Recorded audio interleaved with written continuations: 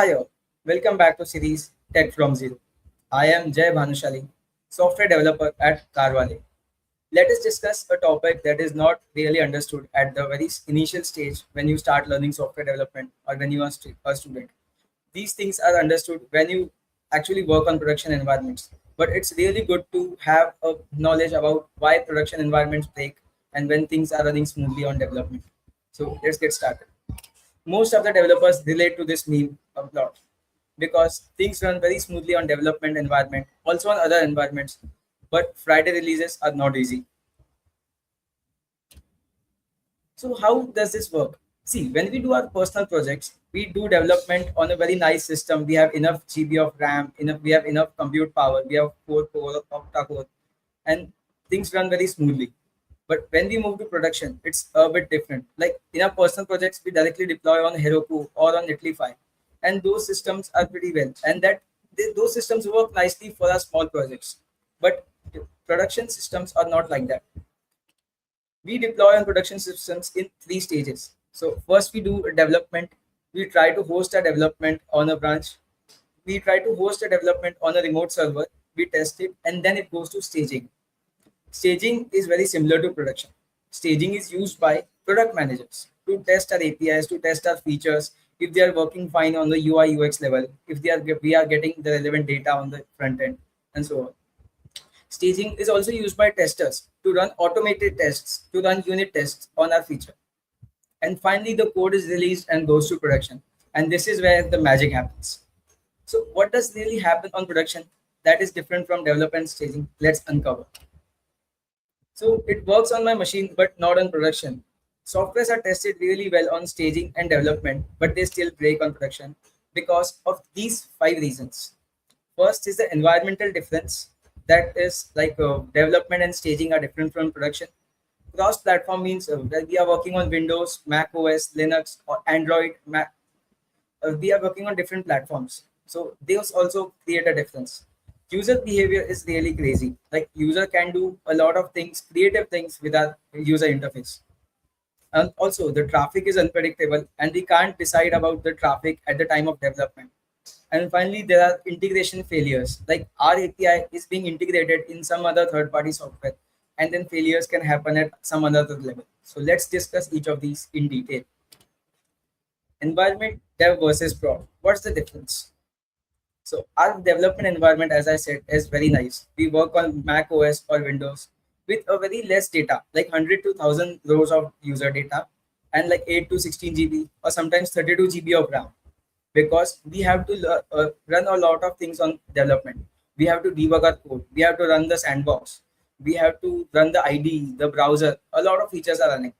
But production does not require that much amount of compute. So production is on Linux because it's much optimized for productions. We have millions of rows of data, and then we have memory limits. Like if a local machine is a quad core or an octa core, then production might be in millicores, not even a single core, because production really doesn't require that much amount of compute. And the real user data is huge, like millions or sometimes for large companies, even billions of rows of data. And if your query is not optimized for production, it might work well for small thousand or even 10,000 rows, but it might not scale for million. And that is why some queries work on local, but they fail on production. Another thing is cross-platform. So this is an example from a recent migration that we are doing. So an API was changed, a spelling mistake was found in the API, and it was corrected and consumed by the developer for the web application. But the same API was not updated in the mobile application. And also the mobile application releases go very slowly. So the API was working fine in the web app, but the mobile app started crashing, the feature stopped working. And for the user, it was a complete mess because the thing is working on a web and not a mobile. It really irritates.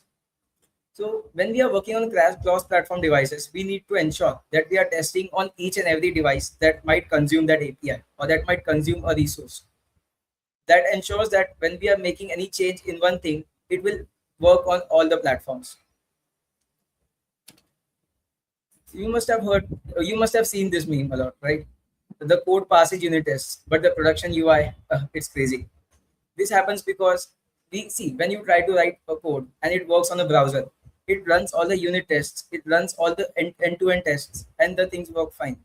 But the UI might break on an application, or like an Android application, or UI might break on a Mac OS application, because unit tests are written for one platform, and if the coverage is not enough, it might break the other platform as well. The third is unpredictable user. Honestly, this is my favorite because user tries to mess around with the input in any crazy way possible. This is also a real world example where we were trying to collect the kilometers driven by the user. And we were expecting that user will type just numbers, and we tried to keep the input field open to text and not restricted to numbers. But some users were crazy. They tried to type KMS at the unit at the end, or some users even wanted to add a road emoji there. I'm not kidding. Actually, they tried to put a road emoji, and the intern forgot to put valid checks on the front end, but it was caught on the back end and the API failed. So to ensure that this doesn't happen in a real system, we need to put valid checks on front end as well as back end, so that the user is prompted with a text that this is an invalid input and the user types again. So developer tests the happy path, like how the developer expects the UI to be, how the UI should be interacted with. But user will do any crazy thing with the UI, and we need to ensure that we are preventing the user from doing crazy things. And this is also important from a security point of view, because some users try to do SQL injection, they try to put special characters, they try to embed scripts, and if they reach the production, if they reach the backend, suppose if the user is trying to put a SQL query in the input and you have not cleaned the input, then the query might reach the backend and run on your database that can do malicious things on the server. So we need to ensure that we do valid checks on front end as well as backend. The fourth is server can scale and the code can fail. So assume that you have worked on a new feature and it worked really well on development as well as the staging environment. Product managers were happy because things were working. Even the testing team couldn't find any bugs. Everything was perfect. But the marketing team, they did their job really well. And the campaign, the new feature, just boom. Thousands, 10,000s, millions of users poured in. They wanted to use your feature, but your query was not missed. You were running a query in loop, and because of that loop, the DB was locked. Too many writes were happening at a time, and your application crashed.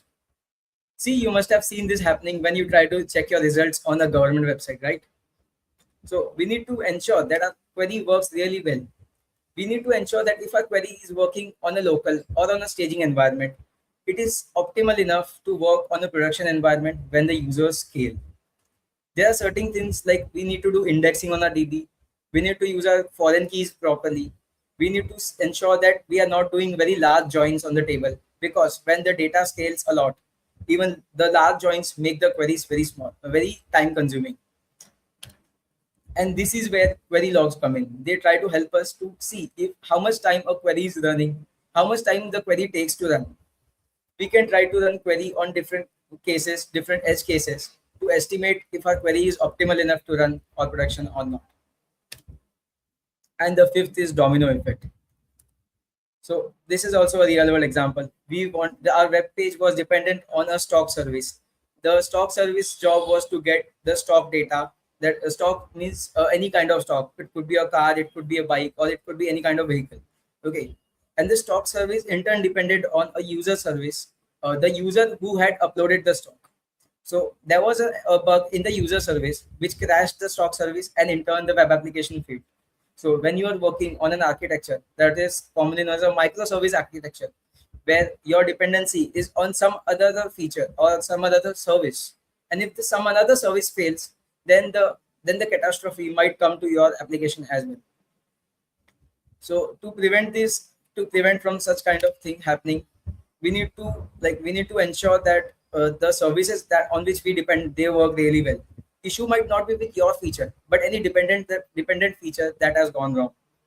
This is another example is, suppose you are trying to request some OTP for the payment, and your feature is working fine, the payment gateway is working fine, but the SMS gateway is not working fine. The user is not able to get the OTP.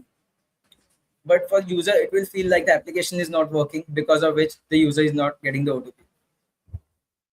So you have to ensure that all the services, the dependent services, are working fine for your application to work fine. And see, how much ever we try to prevent the bugs in at the time of testing, even the large companies, very experienced developers tend to make mistakes, and because of that, catastrophes can happen even in large companies. For example, in 2012, a, a deployment mistake activated an old trading algorithm, and that old trading algorithm made them a 440 million in just sorry, they lost 440 million in just 45 minutes. Then there was an issue in Meta as well in 2021, like the configuration changes in the network, and that also caused a global outage on all the platforms on which Facebook was working. Let's take an example of Amazon, like massive traffic surge on the Prime Day sale, just as I gave example of a marketing campaign, widespread shopping errors, and extreme load. So these issues occur on all the platforms, on every small and large company. So how do we tackle them? We need to test and replicate. Staging environments and automated testing need to be done very nicely. Like when we are writing unit tests, we need to ensure that its coverage is pretty good. When we are doing end-to-end testing, we need to ensure that all kinds of test cases are covered. All kind of user behavior is tried to replicate in the testing. And the second is controlled release. So suppose you are releasing a new feature, you need to also ensure that there is a feature flag with it, so that if something goes wrong on the production, you can toggle the feature flag and the old feature comes live, the new feature that is breaking suddenly go, that feature is taken down and things start working normally. So with the controlled release, we can prevent the catastrophe from spreading across services. And finally, we need to watch and we need to react on time. System monitoring, logging, feature fast rollback mechanisms. These are really important in production environment. And honestly, each of these topic deserves a separate video